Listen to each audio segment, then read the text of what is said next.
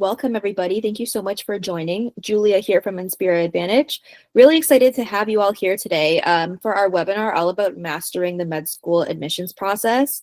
So just to go over what we'll be talking about today, we'll be touching on the complete application timeline, and then we'll really dive into when to tackle each key milestone from the MCAT to the interview prep. Then we'll really touch on how to craft a standout application, probably the most important part of your med school application process. So we'll have tips for writing a compelling personal statement, choosing the right recommenders, and highlighting your strengths. And then we'll touch on common pitfalls to avoid. So our panelists will provide insights on avoiding common mistakes to ensure your application is error-free. Before we go ahead and get started with the webinar, the actual meat of the content, I just want to go over a couple housekeeping things and introduce Inspira if you haven't heard of us yet. So first things first, this webinar is being recorded. So if you want to go ahead and watch it again, or if you missed something and you want to go revise, whatever, it's being recorded and it'll be sent to all attendees 24 hours after we finish. So look for that in your email mailbox. It'll also be featured on our YouTube page, so stay tuned for that as well. Another thing that I want to flag is we will have a designated Q&A section at the end of our webinar. So if you do have a question, we'd ask that you hang on to it until we get to that designated section, just so we don't derail the conversation. Sometimes our panelists will be able to answer the question if it's relevant to what they're talking about. But if not, just hang on for that, and then we will address it in our Q&A section. Okay, just to go over a little bit about Inspira, if you haven't heard of us before, like I mentioned, we're an admissions consulting company and test prep firm with over 16 years of experience. Our specialty is helping students gain admission to top graduate healthcare programs, which include medical, residency programs, dental programs, veterinary programs, and PA school, and we have a 98% acceptance rate with the students that we work with. We believe in starting early, which is why we offer pre-health advising for college freshmen. Our team helps students build a tailored academic timeline, which includes course selection and GPA strategy, as well as find impactful experiences like research, shadowing, clinical and non-clinical volunteering, extracurriculars, and even some leadership roles. We also help create a strong standout profile and make sure your undergraduate experiences check all the boxes that top medical schools are looking for. The steps that I've outlined below or above have really laid a strong foundation to differentiate applicants and make them leave an impression. In addition, our tutors provide personalized one-on-one test prep for the MCAT, DAT, and GRE. With diagnostic tests, custom study plans, and interim progress tracking, students see score increases of an average of 15 points on the MCAT. Our 48 and 60-hour programs even include score guarantees, with a 515 on the MCAT, 21 on the DAT, and 320 on the GRE. When it's time to apply, our all-inclusive application program offers unlimited support through the entire application cycle, and that includes crafting a personalized narrative and school list, perfecting your personal statement and secondary essays with unlimited edits, providing interview prep, scholarship guidance, and waitlist strategy. We're really here by our students' side until they receive their acceptance. Our goal is simple. It's really to create the most competitive candidates and applications, ensuring our students shine in a competitive admissions landscape. If you'd like to learn more, we do offer free personalized consultations via video, phone, or email, regardless of where you are in your application process. We're here to help. And just as a little thank you for listening to our spiel, stay tuned for a little special treat as a little thank you for joining this webinar, and we'll find that in the middle of our webinar. So without further ado, let me just go ahead and turn it over to our panelists. I'll let them introduce themselves, and we'll go from there. Hi, everyone. My name is Bima. I'm a general surgery resident at UC Irvine. I did undergrad, medical school, and now residency at UCI, so I'm an anteater lifer. But all throughout the process, I've been involved in medical school admissions and also now general surgery admissions. But yeah, looking forward to this webinar with you guys. Hi, everyone. My name is June. I'm also a resident. I'm in the radiology department over at University of Cincinnati, so another UC. And same as Bima, I was at UC for medical school and then went to undergrad at Case Western in biomedical engineering. I've been involved in a lot of different students applying into medical school, and I hope that we can teach you some more about the application process. Amazing. Thanks so much. All right, June, if you want to go ahead and get us started with the first slide. Yeah, absolutely. So we'll go into a little bit more detail as the presentation goes on, but just wanted to touch some bases about timelines and things that are time sensitive. I think the thing that you probably want to keep in mind the first is the MCAT and the primary application. With regards to the MCAT, it's really important to make sure that you have a schedule plotted out on when you're going to take the MCAT and finish it by, just in case there's some hiccups that happen, or if you need to do a retake, you don't want to delaying your submission at all. So typically what we recommend is that you try to finish the MCAT by the spring of your application year. And obviously if you finish anytime before then as well, that's perfect. Another thing is the secondary applications and the interviews. Once you get to the point where you are submitting your primary application, receiving secondary applications from most schools, it's really, really key that these secondary applications go back in a very succinct amount of time. Typically, we recommend within 2 weeks, and we'll kind of teach you guys some tips on how you can try and meet these deadlines, especially once the secondary applications start pouring in. Yeah, so the MCAT is probably the first of many hurdles that you'll be encountering versus just getting good grades in general. So one thing about the MCAT that's a little bit unique, a lot like the SAT, is that you just need to know yourself if you're a good standardized taker or not. For me, in my personal experience, I lied to myself a lot. I convinced myself that I was a good test taker. I thought that I could do well by just taking it with undergrad classes or just doing some self-study. But I quickly found out that I needed a structure, a class to get me in line. So the MCAT experience is going to be a little bit different than for everyone. We have here on our slide that really you should be taking the MCAT in April if you want it to be a part of your application cycle. But the reality is most people take the MCAT more than once. And I believe the average is somewhere between 2 and 3. For myself, I had to take it twice. I'm lucky that I didn't have to do any more than that. But that means that if you want to take it twice, you should be taking your first MCAT in really August so that you can have your results in the winter and then decide then if you need to take it again. And then if you do decide you need to take it again, you have enough study time to be able to take it, which is around 3 months of a rule of thumb, is what people usually take to take the MCAT. So that's when you can have your second MCAT date as April. So my biggest advice here is just know yourself and be honest with yourself, and also then through that kind of backtrack your timeline to see when you need to take the MCAT for the first time. Yeah, I can't recommend enough what Bima said. I also someone who took the MCAT twice, and I was very successful the second time around. But my first time I took the MCAT was actually quite disappointing, and that happens to a lot of people. And I'm talking about people who go to the top medical schools. I mean, it's not unusual to take the MCAT more than once, and this kind of goes into the mindset of a successful applicant, which is it's always about resilience. You know, you're going to be tested.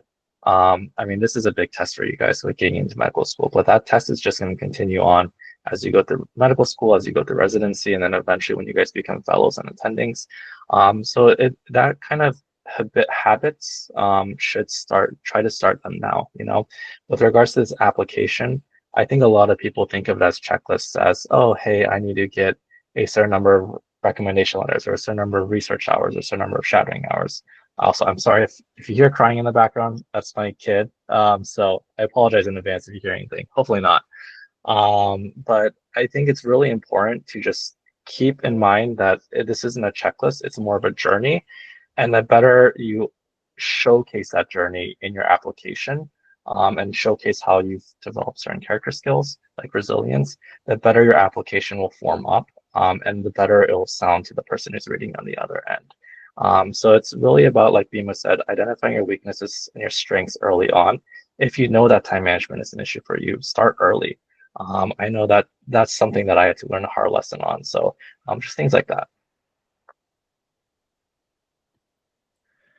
And once you do get over the hurdle of the MCAT, pat yourself on the back, because by the point of you deciding whether or not you should be applying to med school or not, you probably, gone through the majority of your undergrad and also the MCAT. So that's already a huge accomplishment. And even though, you're not scoring like in the 99th percentile, etc., just remember that you're going to be more than just your numbers. These numbers are usually used for medical schools as a filtering process, and that specific threshold is kind of kept behind closed doors and much above my pay grade. But just remember that once you do get above, whatever score that is, that everything is fair game. And really after that, that's when folks start evaluating you just as a person. So in addition to your numbers, you also want to have some minimum experience in terms of your volunteering, your research, your clinical exposure. And the one thing that medical school admission committees look for is a longitudinal commitment to medicine. So this usually means something that you're involved in from freshman year of undergrad onwards. And if you're not, and maybe you're not a non-traditional applicant, that's okay too. Just as long as you have good reasons to want to pursue a career as a physician. And one thing that they like to delineate, and this kind of goes a little bit more into the interview, is you're going to want to show why being a physician particularly, because there's so many different ways to help people, and there's so many different ways to help people in healthcare. So physical therapy, occupational therapy, being a nurse, a physician assistant is another one where you have some level of autonomy and while helping others. So in your application, for the folks who are going to apply soon, just have that in the back of your mind, and so that you can frame your other applications other than your numbers in that way, so that you can answer that question. And then personal and professional growth, just like June mentioned, the path towards being a doctor is usually not linear. And if it is linear, it's you're probably in the minority. And most people actually identify with failures and times where you have to pick yourself back up more so than not. So you lean into those early struggles, but make sure that you have a story of how you built yourself back up. Yeah, so that keys directly into how you build your primary application. And obviously the first thing I start with in the primary application is that dreaded personal statement. I think a lot of people approach the personal statement with fear, especially because when you think about yourself, I know there's a lot of examples out there about these excellent essays that are like, you would never imagine yourself writing something like that, and about these really diverse opportunities and things that happen in other people's lives. And I thought to myself personally, hey, I'm not that diverse. I can't write that kind of story. I think the one thing I first have is just reassurance. If I can do it, you guys can do it as well. I will say my personal statement was not a grand slam out of the park, and that's okay. I think the thing about the personal statement is that you are going to have those people who really do well, excellently writing wise, but then you're also going to have the people that are the run of the mill, and these application committees read thousands of personal statements. So even if your personal statement isn't the one that shines out to them, that's okay, as long as there isn't any red flags in them. The way to avoid the red flags is really to just be true to yourself and true to your journey in medicine. What truly drove you to be a doctor? This isn't time to make up facts or stories or input in ChatGPT, hey, make a wonderful personal statement for me. This is a time for you to showcase your failures, your resilience, your opportunities that kind of led you down that path of your story on why you wanted to be a doctor. And if you stay true to that in your own personal story, your personal statement is going to shine, or at least not be a red herring to your application.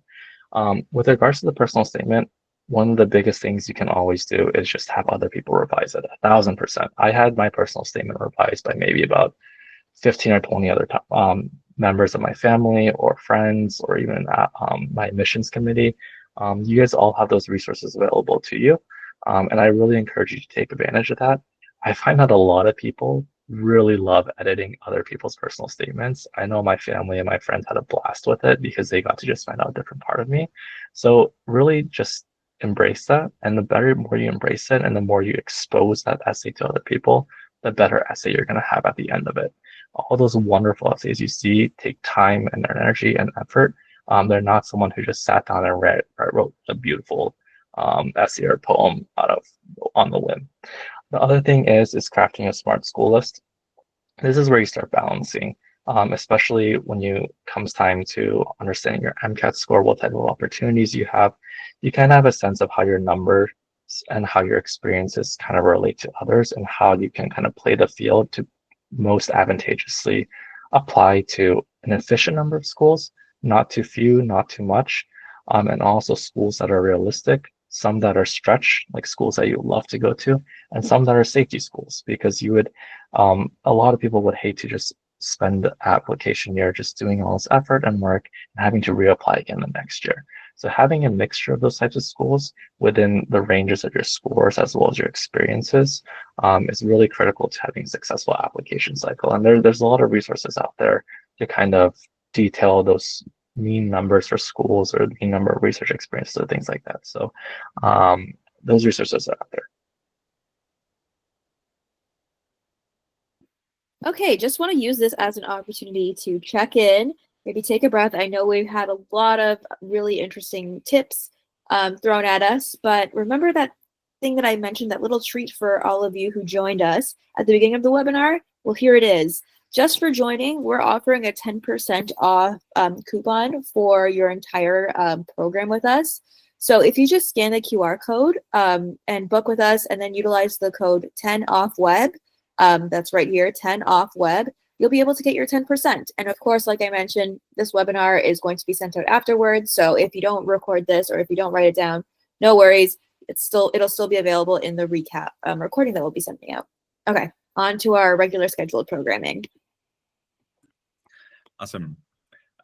So a little bit on the checklist of things of what make your application stand out. So consistent clinical experience, hopefully something from something that you started getting involved in at freshman year of undergrad, or at least when you decided to pursue this route to become a doctor.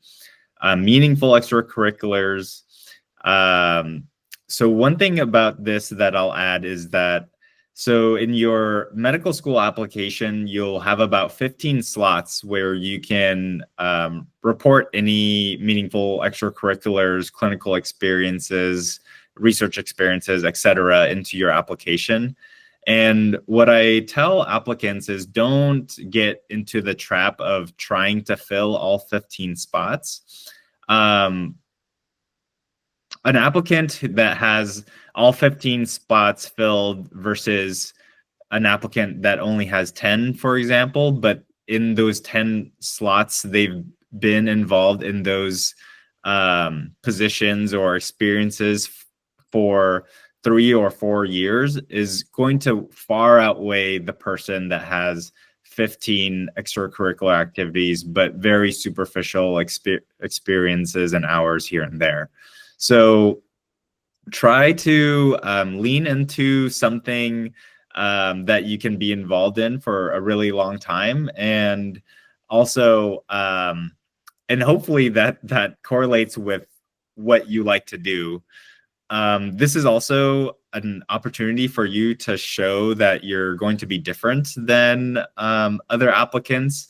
So sometimes it does feel like applying to medical school, you have to check all these boxes, but you do have to a certain extent, you do have to check these boxes, but don't ever neglect the things that make you a human being. So, if you like exercising or following sports, or maybe you like underwater basket weaving. Don't be afraid to put that in your applications, because those little things is really what is going to be fodder for your interviews, and ultimately is going to determine whether or not someone is going to basically envision how this applicant is going to interact with their future patients. So don't be afraid to put yourself out there. So strong secondary responses, I think we'll get to this in the next couple of slides, but just as a preview, these secondary, so these are different applications for each different school. And what you really want to try to do is tailor each and every essay towards that school and how you can align with their mission statement. And we'll talk about that later. And then again, demonstrating resilience, more than once, a person who's a physician now has had to pick themselves up by their bootstraps. And so, don't be afraid to share your weaknesses or trials or tribulations, because that is what's going to make you relatable to the person on the other side reading your application. But also, remember that to end it in a success story at the end.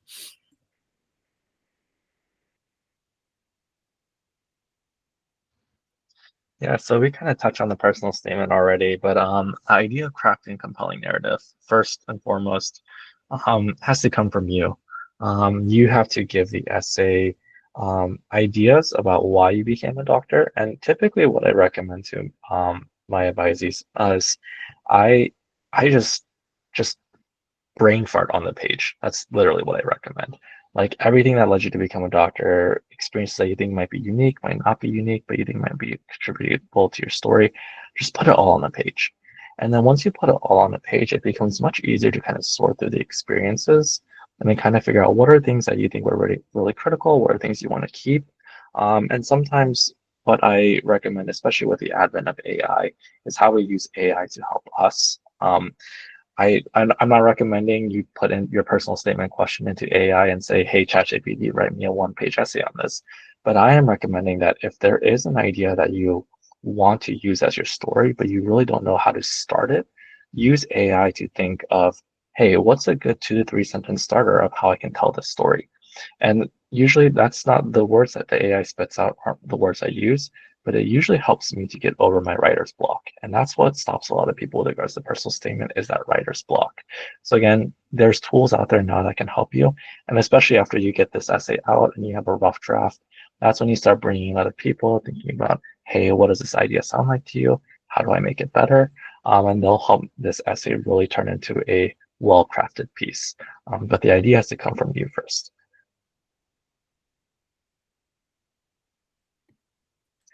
Yeah, just like what June had mentioned with the personal statement. Yeah, just in that first draft, just word vomit. Be kind to yourself too. I know a couple of my mentees kind of get insecure about that first draft, but I tell them, no, it's like a first draft. That's what first drafts are for. It's going to be the first of like 20 probably. And when you look at the first draft compared to the 20th draft, it's going to be completely different, but you got to start somewhere. So yeah, don't be afraid of failure or being perceived as not great in the beginning, but you'll get there. So a little bit more on the extracurriculars and how to showcase your leadership and impact. So one, this will come out during your letters of recommendations too. And so try to pinpoint mentors that you've had through your experiences, to ask them to be your letter writers, which we'll talk about later. And the next thing is so how do I obtain leadership experiences? From what I've heard from my mentees is that most undergraduate clinical experiences now set a cap of how many hours you can actually obtain and stay involved. What I've seen most common is about 250 to 280 hours. So yes, there is this kind of maximum where, and the reason why they impose it is just because these volunteer opportunities are so in high demand, just because so many people want to apply to medical school. So they just kind of had to kind of keep the line moving, so to speak. But just know that these caps are pretty arbitrary, and there's no, set in stone mandate to make you stop volunteering, because in the end you're volunteering, you're not being paid. And so no one's gonna say no to free labor. But how you can couch it is by, once you do approach that graduation time, try to reach out to the leadership and see if you can obtain any leadership positions within that organization. I think that kills two birds with one stone here, because one, you get to continue to accrue your hours, which hopefully makes whoever's writing your letter of recommendation, that letter to be even more strong. But two, you're able to stay on and obtain leadership experience, so that the reader in the other side grading your application will be able to see kind of this nice professional trajectory of you starting out as a volunteer and then kind of moving up the ladder to show how passionate you are about the clinical or the experience that you're involved in, but also your commitment to whatever that is. And so that's something that will speak volumes once it comes time to submission. So this is another thing that's a little bit time sensitive, and it's how to get letters of recommendation, and not just any letters of recommendation, but strong letters of recommendation. Typically, I try to give my recommendation letter writers at least 2 months to craft the letter. All the people you're going to ask are in higher positions. They're going to be busy. There's going to be other people who's asking them for letters too, probably. So it's good to just give them ample time, especially because you want them to spend the time and energy to craft the best letter for you as possible. One thing I do when I ask a professor or my mentor or someone like that, whether they be willing to write a letter for me, is not, are you just willing to write a letter for me, but are you willing to write a strong letter for me? And I really encourage you to emphasize that word strong. There are people out there who will accept writing a letter for you and will just give you kind of a run-of-the-mill letter, and that's not what stands out. You want individuals who will feel like they have a connection with you, who feel like they know you well enough, and who just really think highly of you, to really put all those thoughts down on pen and paper. So it's really important when you come to these individuals, think long and hard about who you want to ask, but also just make sure that they're okay with writing a strong letter for you. The other thing that sometimes I recommend is if you know that there's a class that you want a recommendation letter from, I always encourage individuals to try a little bit harder in that class. Go to office hours, really encourage you to delve deep into the material. And then also, sometimes if the professor is very approachable, you can ask them in the start of the subject or the class, hey, I'm interested in trying to forming a relationship and maybe getting a letter from you later on. Is there things that I can do, research projects I can get involved in, opportunities I can get involved in, where we get to just have a better connection, or things that we could do together? And that these are all things that when it comes down to the end and when they write the letter, it's all going to go down on the paper. So these are just things I encourage. Just really have an open communication with the person you're going to ask it from and give them ample time to write that letter. Definitely pick people who can speak to not only your proficiency and your academic success, but also your character, your work ethic. Those are very, very important. You don't want someone who's just a straight A student. You want to see someone who's willing to put in the work and willing to put in that grit to be able to get what they desire. And then the other thing is the mix of the recommendation letter writers. Medical schools kind of differ on what they exactly want in terms of recommendation letters and who they want it from. Some schools may ask for more than three, but at the very minimum, what I would recommend is having a balance of one science professor, one non-science professor, and then one clinical or research mentor. And for the most part, this is going to cover your ground.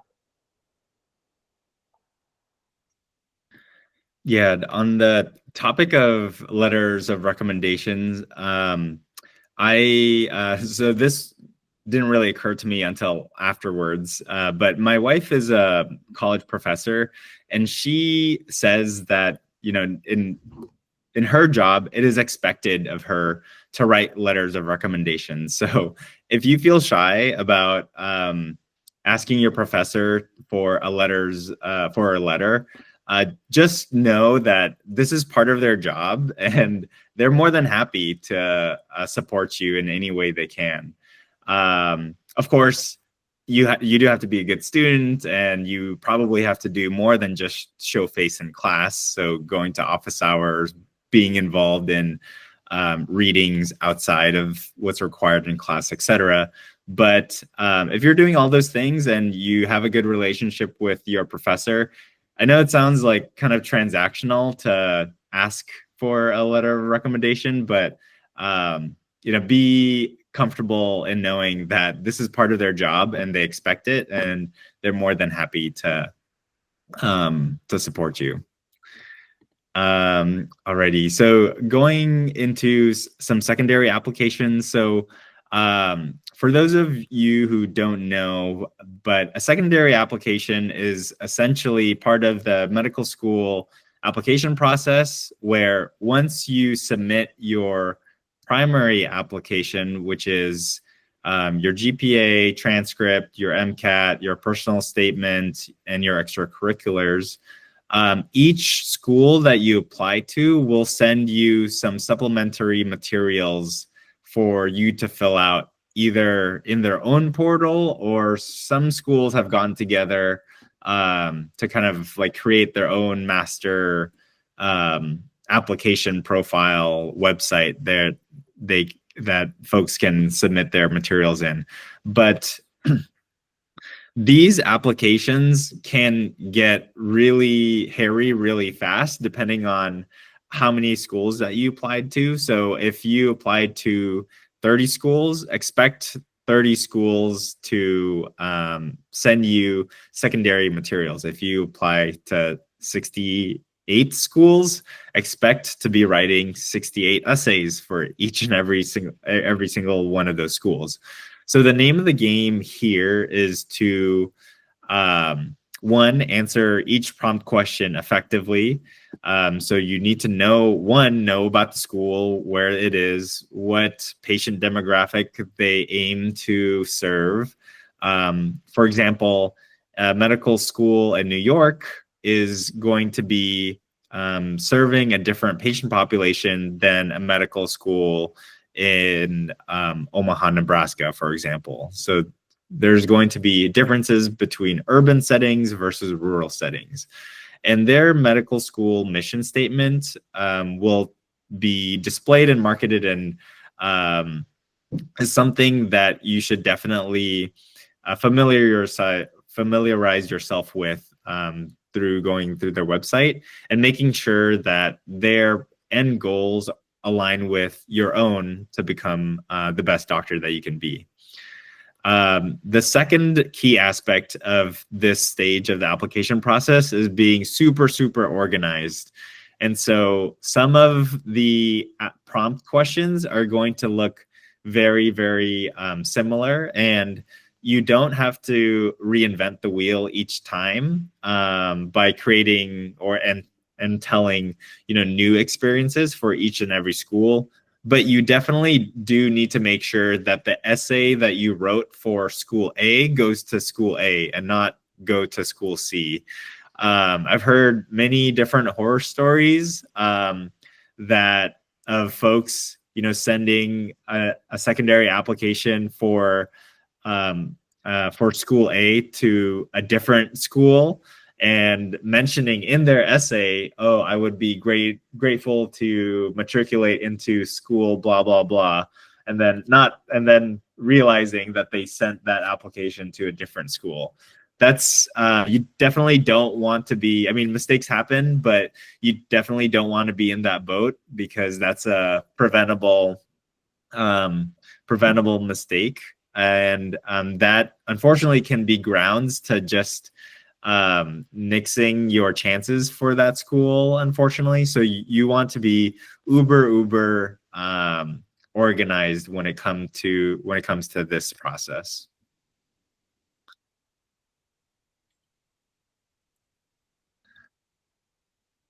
And then on the topic of nixing your chances and hurting yourself, one of the things is to submit things late, especially because most applicants will submit their application as soon as the period opens.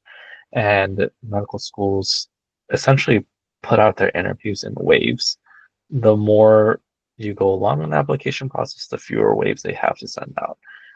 So it's incredibly critical to get everything done on time, and to get it all submitted as soon as the application season opens. The second thing is a weak school list. So we touched on this a little bit earlier, so I won't harp too much on it, but essentially get a balance of schools. Research your schools. Don't just think to yourself, hey, I have a good MCAT score. Let me just apply to Stanford and Harvard and I don't know, like all the top 10 schools, and that'll be it. No, just have a good balance, have some safeties, have the majority be in the target range of what's a realistic school, and have some reach as well, like the Stanfords and like the Harvards or other places as well. But it's really important to be realistic to yourself, especially because you could be hurting yourself if you really try to narrow yourself down in a specific area or a specific demographic or a specific tier of school. It's important to know which schools are in state, out of state, and where it prefers. And these are all things that you can find by just doing a little bit of research.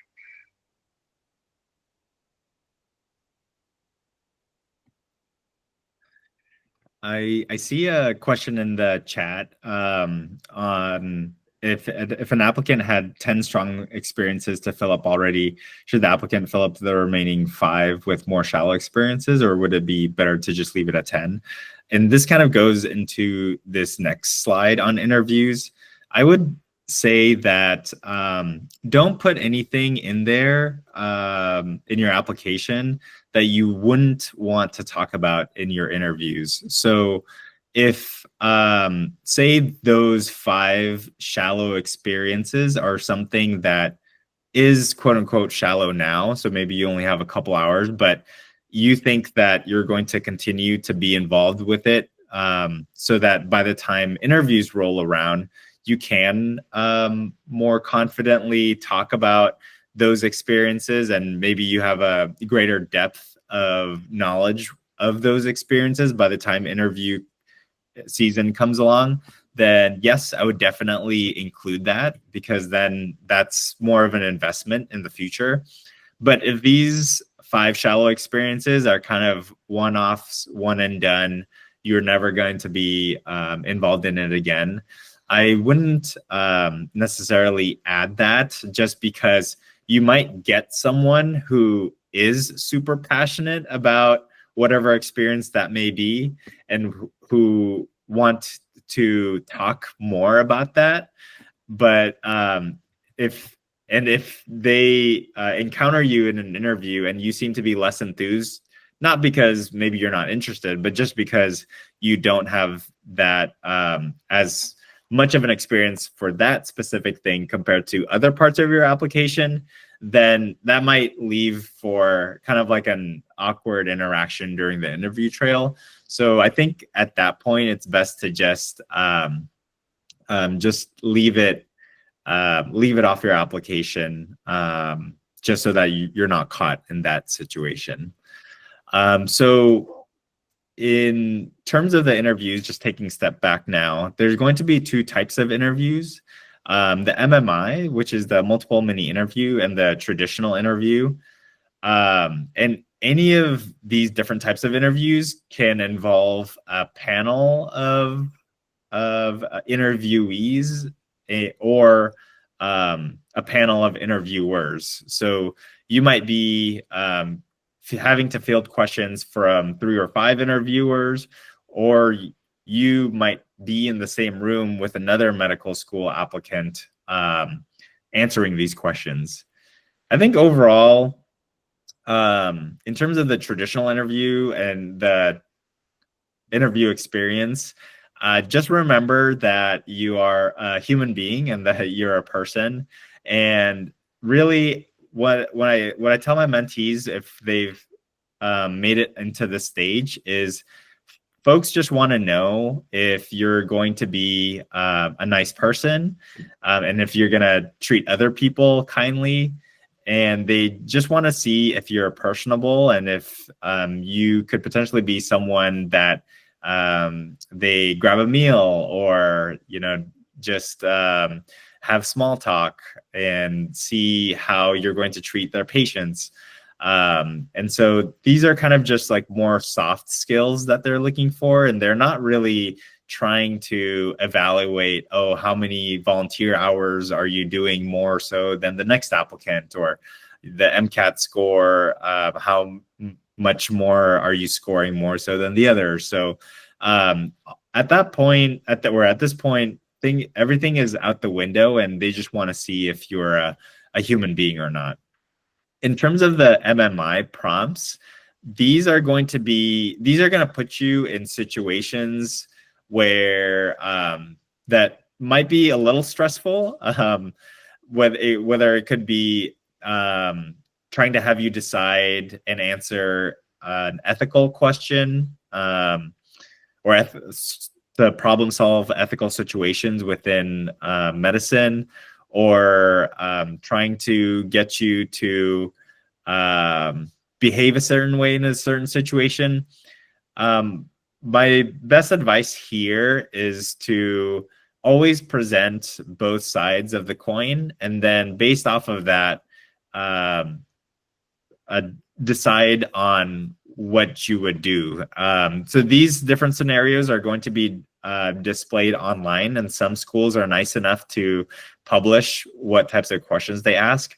I would just take a look if you're curious, and once the time comes a little bit closer, then that's when you'll want to practice with different family and friends, much like the process of trying to get your personal statements proofread by multiple eyes. And so, yeah, the name of the game is remember that you're a person, but definitely there's opportunities to prepare for these different scenarios. Yeah, and the thing is once all that happens, once your interviews are complete, you kind of get in this period of just waiting. And that's okay. Waiting is completely normal in medical school applications and any applications you do, residency applications. It'll be there the whole time, and you're going to be gnawing your nails off, just thinking to yourself, hey, what could I have done better? What could I have done? Like, what am I going to get to the school? I think it's a lot of people will at this time be looking at Reddit and be looking at threads of like, hey, I applied to this school at this time and I interviewed at this time and I got an acceptance letter, or like I got a rejection letter, and you won't have gotten one. And you start panicking to yourself. I think the big thing is during this waiting time is focus on things you can do and what you can change, and all that stuff you've already done, just put it in the past. One of the big parts of resilience here is, especially when you get into the interview period, you're not going to interview at every school on a single day. You're going to be interviewing with them over a slew of months. So with regards to as your interviews progress, I found that as long as I paid attention to what I did in the interview, I would give myself self-feedback at the end of the day. What are things I did really well? What are questions I answered very well? And what are questions I answered poorly, or how did I handle myself poorly? And I bring all of that to the next interview. And I always kept a notebook. This is what I recommend to my advisees as well. Keep a notebook, record all that. And all that is just you becoming a stronger interviewer as the interview season goes on. And that's how those are things that you can change. The other thing you can change is to schools that you've already applied to and interviewed at. You can send update letters, and not just schools you've interviewed at, but ones that you're waiting on interview as well. You can send an update letter saying, hey, this is a big achievement I've made academically or scientifically, and I'd love to just update my application. Make sure that this update letter is something that has poignance to it and not just a, hi, just checking in on my application, or hi, I joined this new club and I wanted to let you know about this new club. Make sure that it's something that has value to it. A lot of times what I recommend is, like, if you have a new publication, or if you have some big award or honors, you can put that into an update letter, and then craft something like that to a school. And hopefully the chances of the school reading that letter and maybe thinking to themselves, hey, I want to offer this candidate an interview, especially because they seem interested in us, can be a good way to update your application post submission. The other thing is again, managing expectations. Not every school is going to accept you, and that's a-okay. You really only need one. And even if they waitlist you too, a lot of people come off of the waitlist. So it's never an end all be all. And don't ever think to yourself, hey, I got a rejection, this is kind of the end of it. It's not. And then preparing for all outcomes. In the case that you are reapplying, a lot of people reapply. Don't think to yourself that you're the only one out there. Don't think to yourself that you're a failure. You're definitely not. And in medicine, I'm telling you now, it's only you're gonna have so many other areas where you just have to be resilient, and that's okay. That's how it builds character, and that's how it builds you as a person and a doctor. If you're passionate about being a doctor, try again the next time, and think again to yourself, what are mistakes I made? What are things I could have done better? What are ways I can strengthen my application before the coming year, and focus on those things and think about all the things that you could have done. I didn't make into my first year of medical school because of a poor MCAT, is what I blamed myself on. And I really made sure to hunker down on the mistakes I made on the MCAT and really come out with a stronger MCAT. And I think I got about 20 points higher on the next MCAT. So it's just all goes to show it's all about resilience. And that kind of story also plays a big part.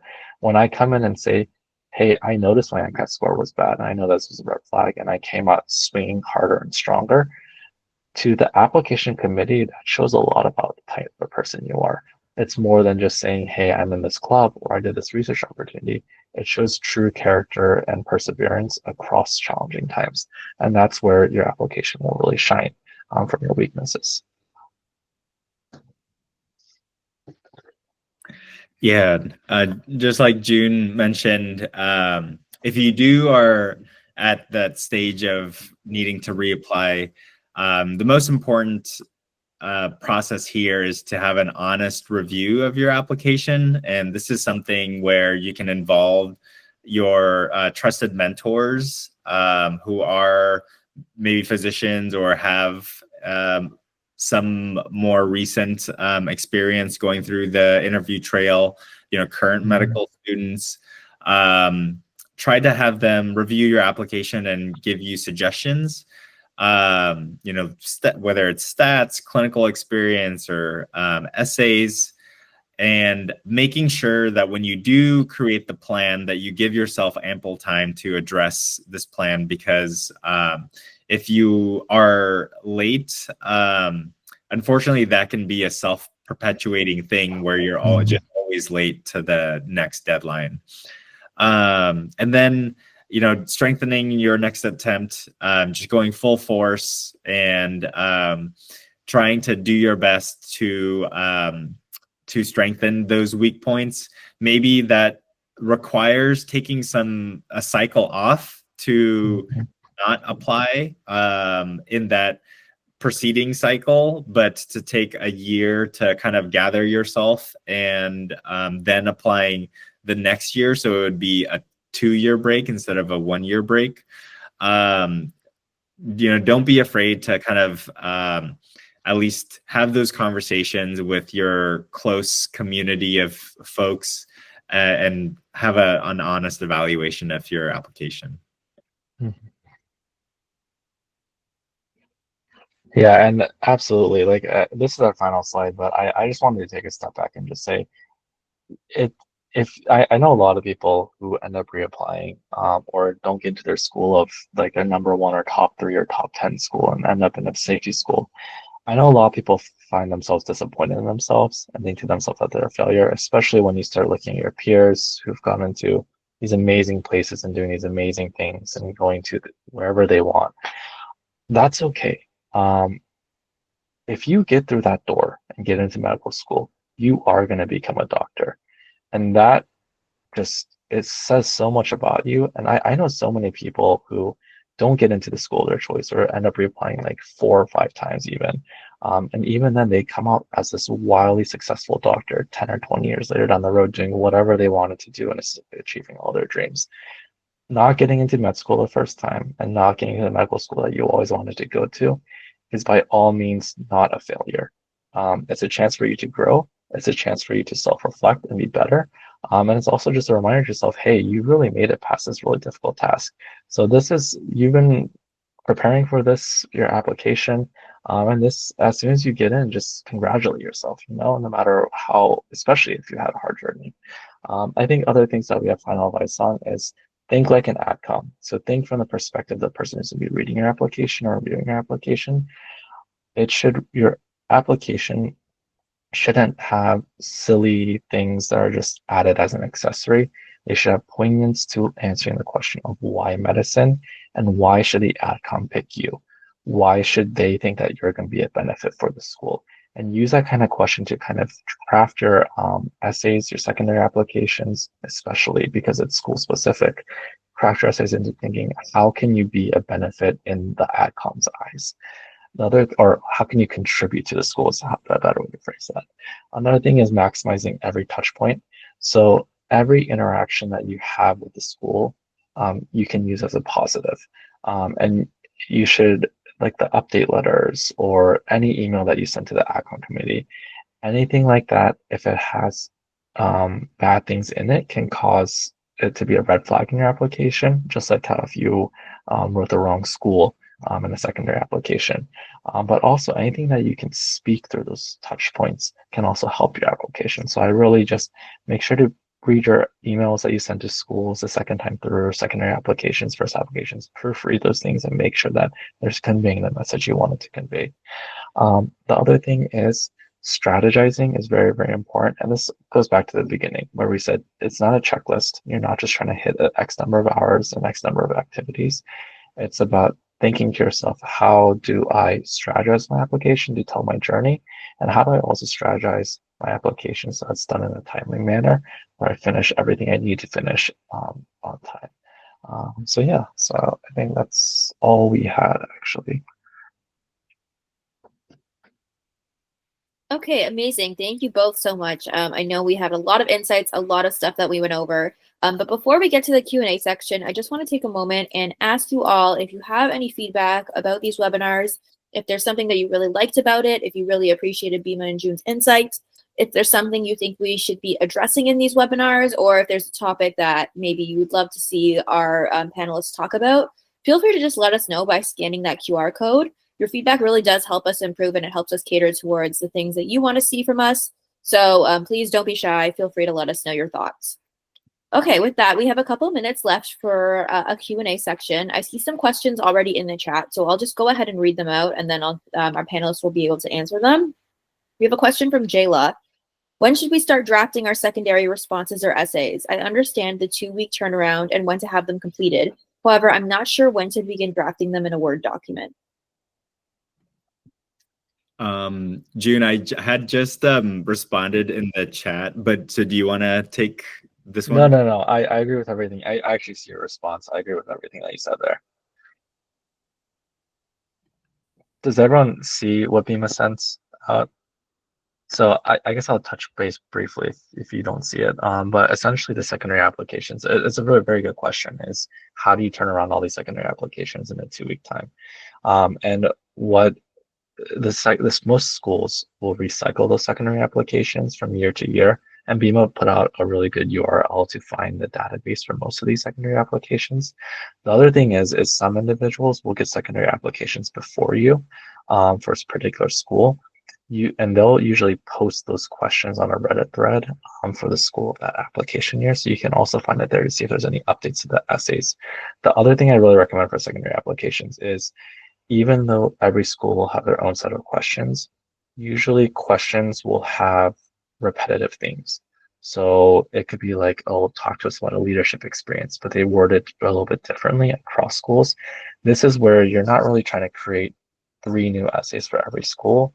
For those really big questions, I would have them all saved in a Google Doc, and your answers to them. If you have a really good answer for one of those questions, I would recommend recycling it. And recycle is specific to that school, of course, but use that to kind of take off that workload of trying to create 3 new essays or 4 new essays for every school. Okay, question from Amir. From your experience, what makes a strong answer to why medicine and what makes a weak one?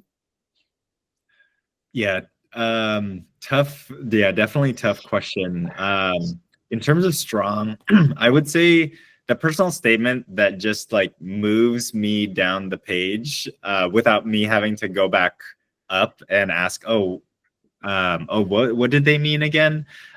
Is a really good one. Anything that's like efficient and gets the point across succinctly is usually pretty good. In terms of what makes a weak one, I would say ones where it doesn't really put me in that position to really know what the person is feeling or hearing during the experiences that they describe. So what I try to counsel my mentees is that when you write a personal statement, try to have the reader envision and be in that experience with you. So try to describe in really vivid details of what you're going through. Show me, don't tell me.